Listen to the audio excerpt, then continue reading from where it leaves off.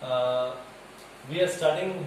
Good morning with the from Everest Coaching Institute Purwara, specializing into NDSC teaching. Today our topic is boards and stream. Boards and stream के question आपने 9th में 10th में खास करके linear equation में या quadratic equation में solve किया। पहले हम देखते हैं कि कंसेप्ट है क्या। ठीक है, मान लीजिए ये एक रिवर का फ्लो है। This is water flowing from top to bottom, okay, and this is the flow of the water. This is your boat, okay, you are covering the boat, going either you want to go downstream or you want to go what upstream. अब ये top से bottom है। अब आप देखिए अगर पानी का बहाव नीचे को है तो इस बोट को अगर ये नीचे जाएगी तो इसकी स्पीड बढ़ेगी। ठीक है, वो कैसे है, जैसे आप साइकिल चला रहे हो और हवा पीछे से आ रही है तो आपकी साइकिल की स्पीड बढ़ जाएगी।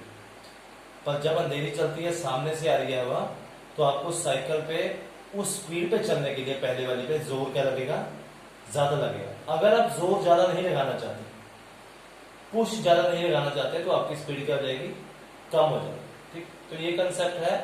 अगर आप पानी के बहाव के साथ जाते हो, उस कंसेप्ट को हम मैथमेटिक्स में बोलते हैं डाउनस्ट्रीम। ये वो कंसेप्ट है। ठीक है, और अगर आप बहाव के आप ऊपर जा रहे हो बोट के साथ और पानी कहां को जा रहा है, नीचे को, तो उसको आप बोलेंगे अपस्ट्रीम।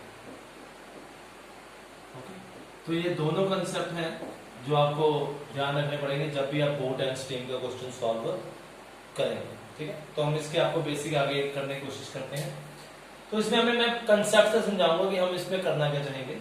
हम मानेंगे पेपर में आपको कंसेप्ट में दो स्पीड दी होती है हमेशा, एक स्पीड ऑफ द बोट, एक स्पीड ऑफ द स्ट्रीम या करंट या वाटर, एक ही बात है। दोनों में से एक निकालने को बोलेगा, पर उसके लिए कुछ डाटा देगा। और वो डाटा हमने कब यूज करना है, कैसे यूज करना है, वो आपको कंसेप्ट कराने लगा। Let the speed of the boat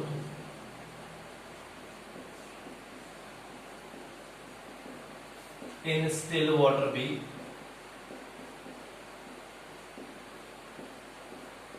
x kilometre per. मान लिया कि खड़े पानी में अगर ये बहाव ना होता और किश्ती वैसे चल रही होती, उसकी नॉर्मल स्पीड कितनी थी। फिर हम देखेंगे कि speed of the stream, river या करंट क्या था। क्वेश्चन के हिसाब से एक ही बात है, क्या था, y था।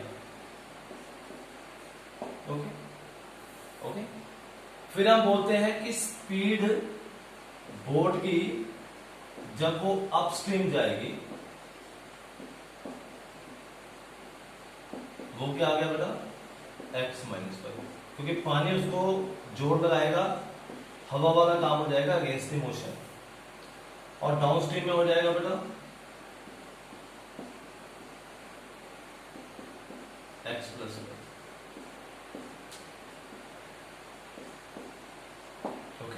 तो ये कंसेप्ट आपका यहाँ पे ऐसे है। ठीक है, अब स्पीड में ऐसे है, अपस्ट्रीम में ऐसे है। अब इसमें एक कंसेप्ट भी है कि अगर आपको पेपर में एग्जाम में क्या दिया होगा, दोनों में से एक चीज दे रखी होगी, x या y में से, और आपको डिस्टेंस दे रखा होगा, तो आप बोलेंगे speed is equal to distance बटा टाइम। अब ये स्पीड हो सकता है आपको अपस्ट्रीम की दे रखी हो या बेटा क्या रखी हो, डाउनस्ट्रीम की।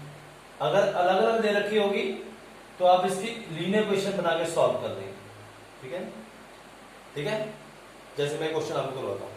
ठीक है, जैसे वो बोलता है तो इससे आपको क्लैरिटी क्या हो जाएगी, ज्यादा हो जाएगी। हम इसको लिखा रहने देते हैं। Okay, a man can row downstream at 7 kilometre per hour. मान लो ये है 7 किलोमीटर की डाउनस्ट्रीम की उसकी स्पीड है और अपस्ट्रीम की उसकी अपस्ट्रीम की उसकी 7 है और डाउनस्ट्रीम की उसकी तो 10 है। अब वो क्या निकलवाना चाहेगा वो तो बात की बात है, पर मैंने क्वेश्चन पढ़ते पढ़ते ये निकाल दिया कि बोट की जो स्पीड है वो इतनी है।